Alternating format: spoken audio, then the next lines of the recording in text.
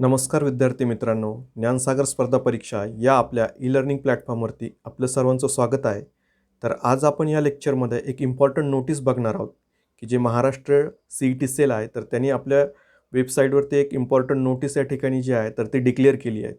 तर काय आहे ती नोटीस आपण या ठिकाणी बघूयात. जे काही एल-एल-बी सी-ई-टीचे 3 वर्षाच्या कोर्ससाठी त्याचबरोबर 5 वर्षाच्या कोर्ससाठी जे काही विद्यार्थी एक्झामसाठी आले होते, पण काही टेक्निकल इश्यूमुळे ते एक्झाम देऊ शकले नाहीत.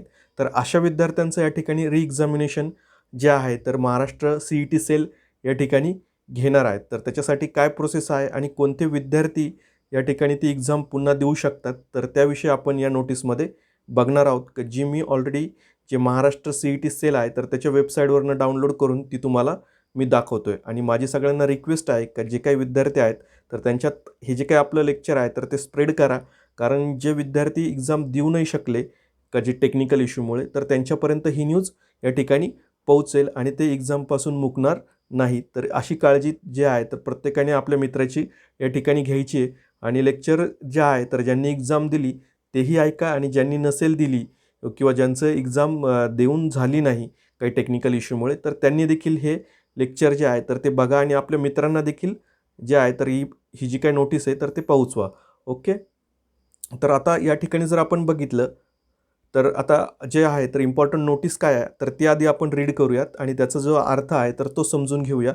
आणि मग बाकीच्या गोष्टी या ठिकाणी ज्या आहे, तर ते आपण डिस्कस करूयात. आता काय सांगितलं आहे त्यांनी नोटीसमध्ये, examination of candidate who could not complete the examination due to technical issue like server failure. का जे अशा लोकांचंच एक्झामिनेशन होणार आहेत, का जे टेक्निकल इश्यूमुळे जे आहे, लाईक म्हणजे सर्व्हर फेल्युअर असेल किंवा इतर गोष्टी असतील, तर त्याच्यामुळे एक्झाम देऊ शकले नाही, तर त्यांचं महाराष्ट्र टी-ई-टी सेल पुन्हा एक्झामिनेशन या ठिकाणी घेणार आहेत. तर आता डिटेल्समध्ये काय आहे, तर ते बघूयात आपण. जे महाराष्ट्र जे महा एल-एल-बी सी-ई-टी 5 इयर्स, त्याच्यानंतर बी-एड असेल, एम-एड असेल, बी-पी-एड असेल, एम-एड असेल, एल-एल-बी 3 वर्षाचा, म्हणजे या ठिकाणी जर आपण बघितलं, तर आपले दोन्ही कोर्स या ठिकाणी कवर आहे. तर 5 वर्षाचा कोर्स आणि 3 वर्षाचा कोर्स. ओके. का जे आहे, तर ते या ठिकाणी त्यांनी सांगितलं आहे. ओके. पुन्हा बी-ए असेल, बी-एस-सी असेल, बी-एड असेल, बी प्लॅनिंग असेल, एम-सी असेल, तर online entrance exam were conducted from 2 to 5 August 2022. Okay.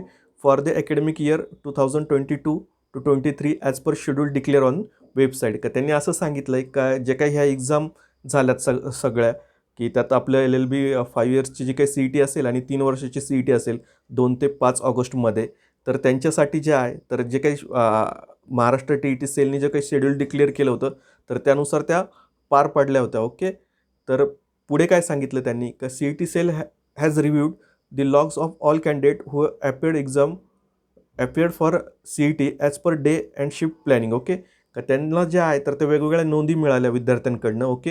का जे 2, 3 आणि 4 जे ऑगस्ट आहे, तर या दिवशी ज्या काही एक्झाम झाल्या, का ज्या काही शिफ्ट 2 किंवा 3 शिफ्टमध्ये जे आहे, तर त्या एक्झाम झालेल्या आहेत, तर त्यांचं जे काय आहे, तर त्यांना काही नोंदी मिळाल्या. आता नोंदी मिळाल्या, तर ते काय मिळाल्या, तर ते त्यांनी खाली या ठिकाणी मेन्शन केलं आहे. आता जे आपण बघितलं, तर यातली जी आहे, तर ती पहिली नोंद काय काय म्हणणं आहे त्यांचं, तर पहिली नोंद त्यांची आहे, there were server issue at some of the centres and candidate had multi logout issue during the examination. आता त्यांना असं म्हणायचं या ठिकाणी, का का जे विद्यार्थी एक्झाम देत होते, तर त्यांचं जे आहे, तर त्यांनी मल्टिपल जे आहे, तर sorry, there were some issue at some centres. Okay. की there were server issue at some centres, म्हणजे जे आहे, तर सर्व्हरचा काही प्रॉब्लेम होता and candidate had multi log out issue during the examination, म्हणजे ते एक्झाममधून ॲटोमॅटिक बाहेर येत होते. ओके. तर हा एक इश्यू होता. त्यानंतर सेकंड जे आहे, तर some of the candidate have got less time for their examination due to interruption, shutdown and logouts. Okay. तर काही विद्यार्थ्यांना जो आहे, तर तो परीक्षेसाठी हा कमी कालावधी मिळाला, कारण जे आहे, तर ते पी-सी त्या ठिकाणी जे सॉफ्टवेअर होतं, तर ते शटडाऊन होत होतं, त्याच्यानंतर ते ॲटोमॅटिक लॉगआउट होत होते, तर तो एक इश्यू होता. त्यानंतर त्यांनी तिसरा इश्यू सांगितला आहे, की all those candidate who had 3 or more interruption, shutdown and logout and who could not complete all questions due to technical and server issue will get opportunity to appear for the rest as per venue and schedule declare by CET cell. का आणि आणखीन जे असे candidate होते, का जे त्यांनी 3 ते 4 वेळेस त्यांचं इंटरप्शन झालं. ओके. का त्याच्यामुळे जे आहे, तर ते एक्झाम कंप्लीट करू शकले नाही, तर अशा देखील कॅन्डिडेटचं या ठिकाणी एक्झाम होणार आहेत. आणि some of the candidate who had download the admit card and had reported to centre but could not given the examination due to server issue will be consider eligible for retest. Okay, का जे असे candidate की ज्यांनी hall ticket download केलं त्यानंतर ती सेंटरला गेली पण ती एक्झामच देऊ शकली नाही, कारण का तर सर्व्हर इश्यूमुळे. तर अशा देखील कॅन्डिडेटचं ओके, तर या ठिकाणी जे आहे तर अशा देखील कॅन्डिडेटचं त्या ठिकाणी रिटेस्ट होणार आहे. Only above mention candidate are, आता या ठिकाणी त्यांनी काय सांगितलं आहे की only above mention candidate are inform that considering the educational interest of candidate. म्हणजे जे आहे तर विद्यार्थ्यांचं जे आहे तर ते शैक्षणिक नुकसान होऊ नये, तर त्याच्यासाठी हे जे काय आहे तर ते रिएक्झामिनेशन कंडक्ट करत आहे. तर they are requested to apply for reexamination free of charge, म्हणजे याच्यासाठी कोणतीही फी असणार नाही. ओके, ड्युरिंग द पिरियड 18/8/2022 ते 20/8/2022. Okay, the candidate who have applied for reexamination will only be considered for re-examination and only their hall ticket will be generated online through their logins. Okay, तर आता जे काही विद्यार्थी examination देऊ शकले नाही किंवा जे वरती त्यांनी जे काही 4 प्रॉब्लेम्स सांगितली तर त्यापैकी ज्या त्यांचं प्रॉब्लेम असणार आहे तर अशा कॅन्डिडेटनी काय करायचं आहे का री एक्झामिनेशनसाठी पुन्हा जे आहे तर महाराष्ट्र CET सेल आहे तर त्याच्यावरती जाऊन तुम्ही ॲप्लाय करायचं री एक्झामिनेशनसाठी. ओके, तर जे कुणी, आणि त्याच्यासाठी त्यांनी पिरियड दिला आहे 18/8/2022 ते 20/8/2022. ही डेट तुम्ही लक्षात ठेवायची याच्यामध्येच, म्हणजे त्यांनी फक्त 2 दिवस दिले. ओके, 18 आणि 20, 18 ते 20पर्यंत जे आहे तर ती अशी 3 दिवस या ठिकाणी जे आहे तर त्यांनी दिलेले आहे तर री एक्झामिनेशनचं जे फॉर्म आहे तर तो भरण्यासाठी. ओके, आणि त्यांचेच हॉल तिकीट या ठिकाणी इश्यू होणार आहेत का.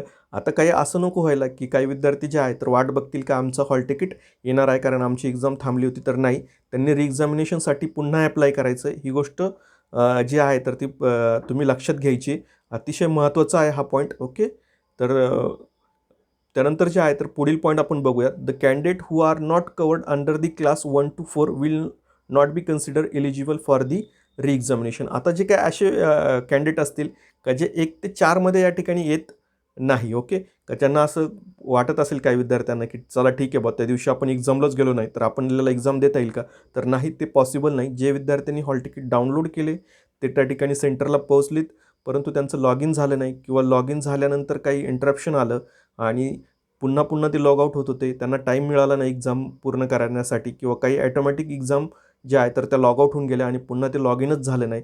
तर अशा विद्यार्थ्यांसाठी फक्त त्या ठिकाणी चान्स मिळणार आहे. ओके, का जे ॲबसेंट होते किंवा जे विद्यार्थी आतमध्ये गेले पण तिथेही जाऊन त्यांनी लॉग इन वगैरे केलं नाही किंवा काही अदर इश्यूज असतील तर ते अशा कॅन्डिडेटला त्या ठिकाणी अलाउड नाहीत. ओके, त्यानंतर जे आहे तर पुढे काय सांगितलं, candidate following under category 1 to 4 will be inform about through email and messages. आता त्यांनी जे असं सांगितलं आहे की जे कॅन्डिडेट 1 ते 4पर्यंत जे काही त्यांनी इश्यूज सांगितले का त्यांना त्या ठिकाणी ईमेल पण जाणार आहे आणि SMS पण त्या ठिकाणी पोहोचणार आहेत. पण त्यांनी काय करायचं, प्लीज व्हिजिट का जे काही MHCET.org ही साईट आहे तर याच्यावरती जायचं आहे आणि click on the respective course web portal. Okay, तर त्यांनी आपलं जे आहे तर रिस्पेक्टिव्ह कोर्सचं जे काय वेब पोर्टल म्हणजे आपलं 3 वर्षासाठीचं आणि 5 वर्षासाठीचं, आणि the following link will be appear to fill the re examination application. Click here to apply for CET 2022 री एक्झामिनेशन. तर त्यांनी त्या रिस्पेक्टिव्ह पोर्टलला गेलं की त्या ठिकाणी अप्लाय करायचं आहे. तर काय अप्लाय करायचं या ठिकाणी, तर click here to apply for CET 2022 री एक्झामिनेशन. ओके, का त्या ठिकाणी जाऊन तुम्ही जे आहे तर 5 वर्षाचा जो काही असेल तर त्या वेब पोर्टलला जायचं आहे आणि त्या ठिकाणी त्यांनी अप्लाय करायचं आणि 3 वर्षाचं जे वेब पोर्टल आहे तर त्या ठिकाणी जाऊन 3 वर्षाच्या कोर्सवाल्यांनी देखील अप्लाय करायचं. Candidate are requested to send, आता आपण हा पॉईंट या ठिकाणी जे आहे तर तो रीड करतोय.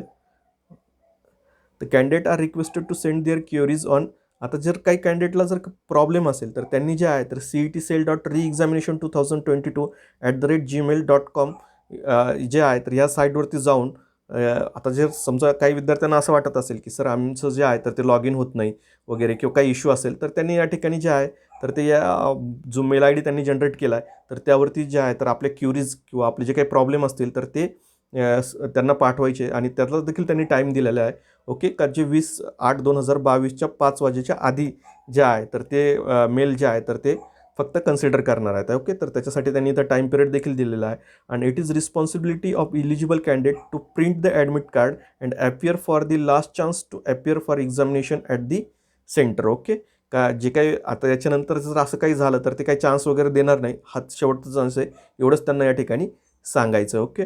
The venue as per time and schedule mention in the admit card. आणि जे काही वेन्यू असेल किंवा म्हणजे एक्झाम कुठे होणार आहेत, ओके, किंवा त्याचा टायमिंग काय असेल तर ते तुमच्या ॲडमिट कार्डवरती त्यावेळेस तुम्हाला भेटेल. ओके. तर हे जे आहे तर हे महत्त्वाच्या नोटीस जे होतं, तर जे महाराष्ट्र CET सेलने जे सांगितलं आहे तर ते या ठिकाणी सांगितलं आहे. आणि याच्यात जरी तुम्हाला काही क्युरीज असेल तर तुम्ही त्या मला कमेंट बॉक्समध्ये त्या ठिकाणी सांगायच्या. आता निश्चितपणाने तुम्हाला जर हे आपलं लेक्चर आवडलं असेल तर आपलं जे काही ज्ञानसागर स्पर्धा परीक्षा चॅनल आहे तर याला लाईक करा. ओके. आणि जे काही आपलं चॅनल आहे ज्ञानसागर स्पर्धा परीक्षा याला सबस्क्राईब देखील करा. आपल्या खूप साऱ्या मित्रांमध्ये शेअर करा. ओके. थँक्यू.